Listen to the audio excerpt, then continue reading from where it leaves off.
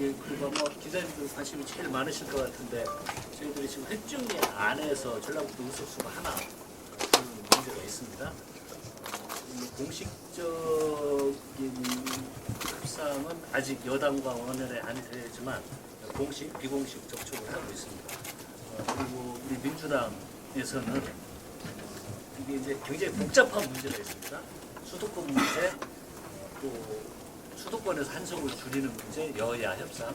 원래 의장님 국회에서 제안한 안으로 생각을 하면은 서울에 두 곳이 줄고 우리 전북을 살리고 저쪽 대구 경북 그쪽을 하나 살리는 이런 안이었는데 핵중이 안이 변경이 되면서 전북이 하나 주는 걸로 이렇게 안이 왔습니다. 그래서 당에서는 이걸 가지고 여러 차례 논의를 했는데 우리 민주당에서는 아무튼 우리 전북을 열석을 유지한다는 내부 입장 정리를 했고 그 기조하에 여당과 협상을 하도록 하겠습니다. 그런데 협상에 있어서는 전북 10곳을 살리기 위해서는 수도권에서 우리가 조금 유리한 지역과 두 곳이 있으면 원칙적으로는 지방을 살리고 우리 전북을 살리는 걸로 그렇게 내용을 정리하고 그 내용을 가지고 협상을 하고 있다는 보고 말씀드리도록 하겠습니다. 열성 유지를 위해서는 전해에서의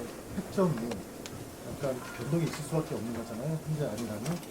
이거 관련해서는 그 의원님들 사이에서 어느 정도 또 합의가 이루어져야지 가능할 것 같은데 그 부분은 어떻게 진행되고 있죠? 저희들이 사실 우리 전북 의원님들 간에 한 두 차례 모여서 논의를 했습니다.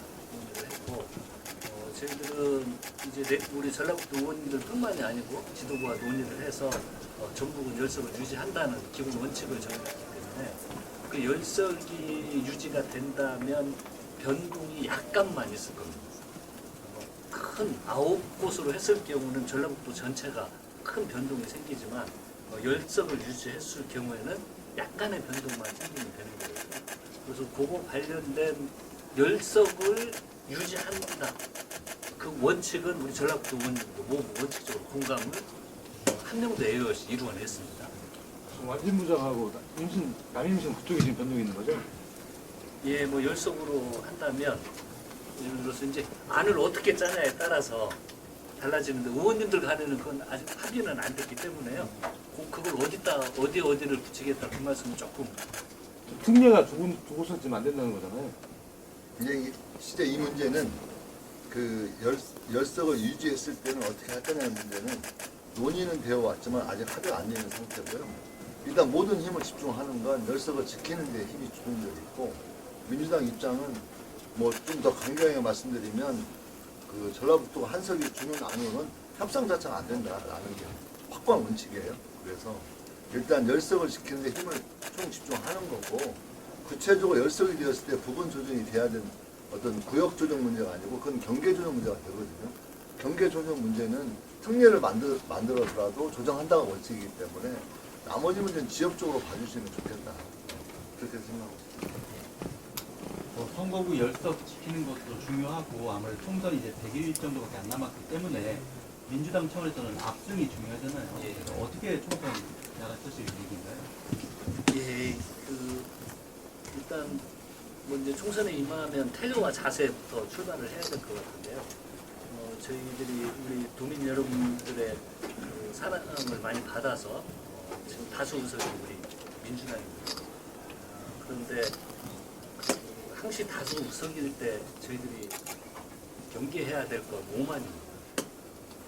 많이 사랑을 받을수록 태도와 자세는 언제나 겸손하도록 이 원칙을 지키도록 좀 하겠습니다. 의원님들 다 그렇게 하실 거고 그리고 또 사랑을 계속 받기 위해서는 아무래도 앞으로 해결해야 될 현안들을 어떻게 효능감 있이 해결하느냐 그 능력을 보여주는 것이라고 생각이 듭니다.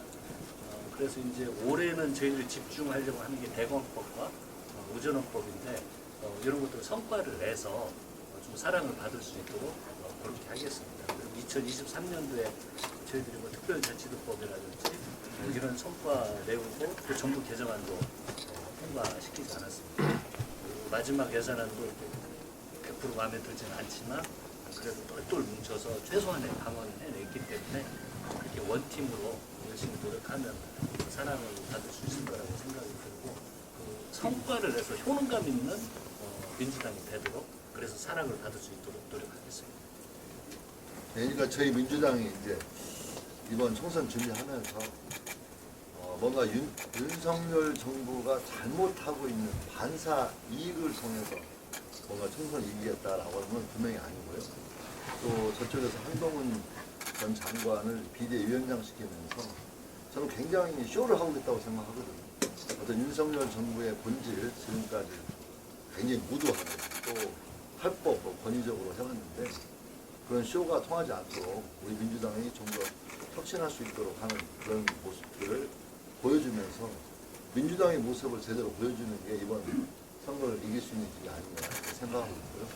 또 저희 민주당이 총선에서 이겨야만 우리 전라북도 이번 특별자치도가 이제 본격적으로 올해 출범을 하게 되는데 그런 세부적인 법률적 문제부터 해서 또 구체적인 예산에 이르기까지 좀 더 구체적인 많은 내용들을 변화시켜야 되고 또 성과를 내야만 하는 회의이기 때문에 저는 선결적으로 주어지는 과제는 민주당의 승리이다 이렇게 생각하고 있습니다. 민주당의 승리를 위해서 노력을 할 거고요. 또 우리 한명도 위원장께서 말씀하셨지만 결국 우리 민주당 국회의원들이 원팀이 되고 또 당면한 현안들에 대해서 작년에 우리가 새만금 예산에서 봤듯이 제가 일격을 당한 거거든요. 그래서 이번에 올해에는 정말 준비를 철저히 해서 그런 무도한 행위에 대해서 방어할 수 있는 체제를 잘 만들겠다. 그래서 대관법이나 의료원법 같은 법안도 마찬가지고 또 지역 현안이 지지부진한 여러 가지 요소들을 좀 개선하기 위해서 더 노력하는 게 주인이 아닌가 생각하고 있고요. 하여튼 이번 민주당의 승리가 전라북도 발전의 첫걸음이라는 것에 대해서 국민 여러분들께서 좀 많은 관심 가져주시고 적극적으로 민주당을 도와주실 것 부탁드리겠습니다. 아마 이번 예산 과정에 대해서 우리 이원택 의원님이 이 자리 방문을 하셔서 아마 비하인드 스토리까지 다 이야기해 주셨나요? 네, 이게 처음 가져오는 게 1,000억대 가져왔잖아요. 근데 제가 이번 예산 협상을 하면서 느낀 게 민주당이 다수 의석을 갖지 않았으면요 저희들이 할 수 있는 게 아무것도 없었어요.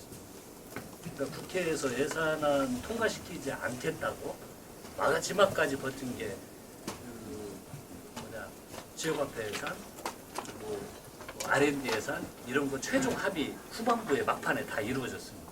딱 하나 남은 게 새만금 예산 남았거든요. 근데 서로 버티고 이러는데 그래도 우리가 정부를 압박할 수 있었던 건 예산 통과 안 시키겠다는 것입니다. 수정을 아예 준비를 발표해놨습니다. 네, 민주당에서 수정안을 준비 않고 통과 안 시키면 우리도 않겠다. 마지막 당일까지 우리 원내대표하고 저는 자리 박차고 나와버렸습니다. 근데 그 힘은 민주당이 의회라도 다수 의석을 가지고 있기 때문에 정부를 압박할 수가 있었는 거였는데 현재 윤석열 정부가 하는 행태를 보면은 이 마지막 우리 의회에서 이 힘이 없었다면 정말 할 수 있는 건 아무것도 없고 우리들이 느끼는 건 무기력함만 느꼈을 거라는 생각이 듭니다. 그래도 저희들이 다수 의석의 힘이 이번에 새만금 예산 협상하는 과정에서도 힘을 발휘할 수 있었으니까 천만다립니다. 아까 정동영 변호원이 와서 출마 선언 하시는 과정에서요 전북 정치권에 대해서 뭐라고 얘기하셨냐면 국회의원이나 도지사, 교육감 뭐 이런 전북 정치권이 현재 각자 도생한다, 약진이다, 뭐 모래당이다, 가뜩 또한 힘도 약한데 전북에 팀장이 없다. 쉽게 말해서 제가 봤을 때 90점이 없다는 얘기 같아요.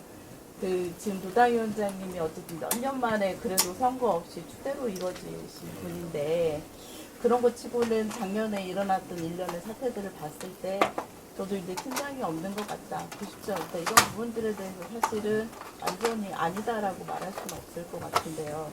좀 서로 끌고 힘 합치고 뭐 이런 부분들에 대한 좀 앞으로의 계획이나 좀 수면 어차피 마지막부터 어떤 발언들 좀 있으셔야 될 것 제가 같아요. 우리 지금 한명도 부당위원장께서 우리 당의 전략계획위원장이신데 실제 어떤 정동영 의원께서 전 의원께서 어떤 의도로 말씀드리는지 모르겠지만 실제 전라북도 국회의원들 사이에 자금과 자부 또 예전에 저희 19대 때도 보면 거의 고성이 오고 가고 뭐 이런 게 사실 많았거든요. 근데 이번 그 후반기 특히 이번 후반기 들어오면서 아마 국회의원들이 갈등이 있었다 내지는 뭐 자본이 있었다라는 얘기는 아마 거의 못 들어보셨을 거라고 저는 생각합니다. 국제조사관이 가장 못죠. 네, 네. 제가 생각할 때 오히려 그 한명도 도당위원장 중심으로 해서 또 본인이 전략기획위원장이 하니까 그런 게 진행되어 가는데 오히려 핵심적 문제는 내부에 있다고 저는 보기에는 사실 예산을 뭐 5천억 이상을 삭감해서 편성해버리는 사례가 우리나라 예산 역사상 처음 있는 일이거든요. 그만큼 윤석열 정부가 굉장히 무도하게 정말 이런 표현은 좀 그렇지만 무식하고 함부로 어떤 행위들을 해버리고 또 본인들이 불리한 건 거의 침묵해버리고 이런 식의 매우 권위적이고 사실상 독재 체제의 어떤 모습을 보여주는 조건에서 저는 어떤 우리들이 보여주는 성과라는 것들이 굉장히 전보다 훨씬 더 노력을 많이 했음에도 불구하고 객관적으로 굉장히 적어 보이는 그런 형태였다고 저는 생각합니다. 그래서 실제 지금 현재 어떤 윤석열 정부가 어떤 대통령 선수가 너무 적기 때문에 그런 조건에서 저희들은 나름 이번 새만금 문제라든가 의석 문제라든가 이런 문제에 대해서 실제 잘 가고 있다. 지금 현재 선거구 협상 문제도 다른 지역 같은 경우에는 거의 고성이 오고 가고 제가 그 조직부총장 업무를 보고 있습니다. 선거 협정안 각 도당별로 그 보고를 봤는데 그 일부 지역은 아예 의원들끼리 싸우느라고 민주당 단일화에 올라오지도 않고 있는 한국이에요. 그래서 그런 여러 가지 문제를 고려해 볼 때 우리 전라북도 우리 한명도 위원장 중심으로 해서 우리 의원들이 잘 모여서 싸우고 있고 노력하고 있다는 점 알아주셨으면 싶습니다. 뭐냐 한 말씀을 제가 첨부를 드려야 될 것 같은데 기자님께서 생각하시는 그 리더십이라는 게 어떠한 의미인지 모르겠습니다. 어떤 한 명의 상징성 그리고 그 상징성이 뭐 대소문고 그런 상징성이 아니면 이제는 민주주의 국가에서 리더십이 아니고 인지도의 리더십이 아닙니다.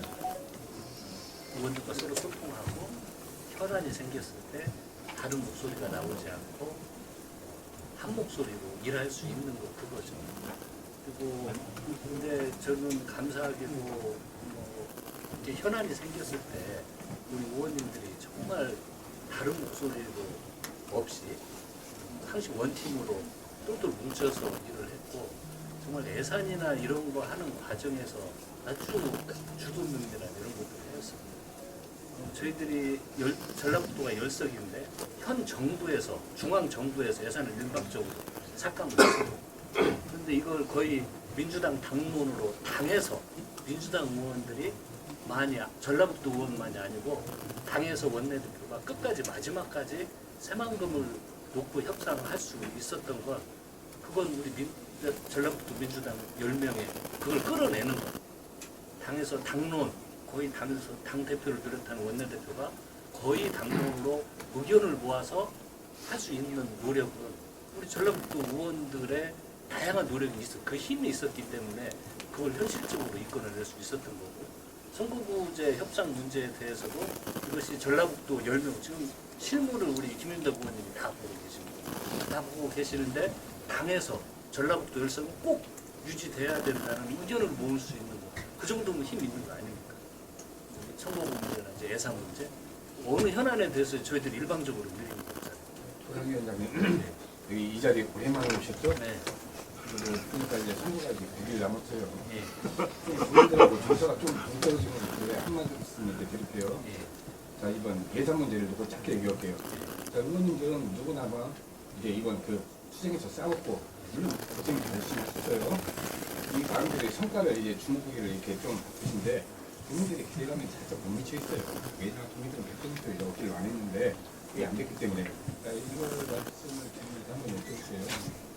지금 보니까 이제 그 여론조사들 보면 현역 우리 전라북도 현역 국회의원들의 그 교체 주수가 61%를 넘어가고 있어요. 그러다 보면 나머지 이제 그 30% 그만큼 신임을 한다는 얘기지만 반대로 이게 61%라는 얘기는 뭔가 좀 도민들의 좀 반성이 좀 요구하고 있다는 그런 시간이 있던 것 같은데 우리 국회의원들 의원들은 우리는 이제 국민들의 마음을 얻기보다 중앙당의 마음을 얻기 위해 다들 조금 더 노력을 더 하고 있는 것 같아요. 물론 우리 두 당 위원장님도 좀 마찬가지신 것 같고 그리고 이제 중앙당의 유족들을 많이 받고 또 이제 그만큼 전략대 힘이 되긴 하겠죠. 어때요? 국민의 마음을 좀 헤아리는 게 먼저 낫지 않을까요? 대단한 말씀이신데요. 그건 정치인들은 거의 본능적인 이야기입니다. 중앙당요? 사실 우리 아마 조직부총장도 맡고 계시지만 선거를 앞두고 중앙당 당직을 너무 받고 싶어하지 않습니다. 당연히 특히 다가올수록 지역에 더 항시 일상적으로 가야지만 저 같은 마음은 익산에 가겠죠. 그리고 더 많은 행사에 가고 시민들을 더 많이 접촉하고 있는 게 거의 본능적입니다. 그런데 이제 당에서 요청이 이 총선을 앞두고 일을 해달라 이런 요청이 있기 때문에 그래서 당에서 일한다고 크게 선거를 앞두고 해득하는 건 없잖아요. 다른 의원들과 똑같이 다 진행을 하는 거거든요. 내 시간을 중앙에다 더 투자해야 하는 이런 게 있고요. 아까 지적을 해두셨듯이 교체 지수나 저희들이 부족한 것들이 있으면 그걸 항시 돌아봐야 한다는 생각이 듭니다. 부족한 게 뭐가 있었고 그리고 또 100% 반영이 안 된 거 당연히 도민들 마음이 아프신 이런 것들은 저희들이 헤아려야죠. 그래서 제가 아까 전에 모두에 말씀드린 것이 좀 더 앞으로 이런 일이 발생하지 않도록 사전에 더 면밀히 챙기고 더 노력하겠다. 정부에서 일방적으로 그런 일이 발생하지 않도록 그런 말씀을 드린 이유가 그런 더 국민의 기대에 부응할 수 있도록 부족한 부분들은요 항시 돌아보고 그래서 제가 태도와 자세를 겸손하게 해야 된다는 그게 아까 이런 지적해 주신 말씀 잘 새겨서 노력해야겠다는 그 전제로 말씀드립니다. 그와 관련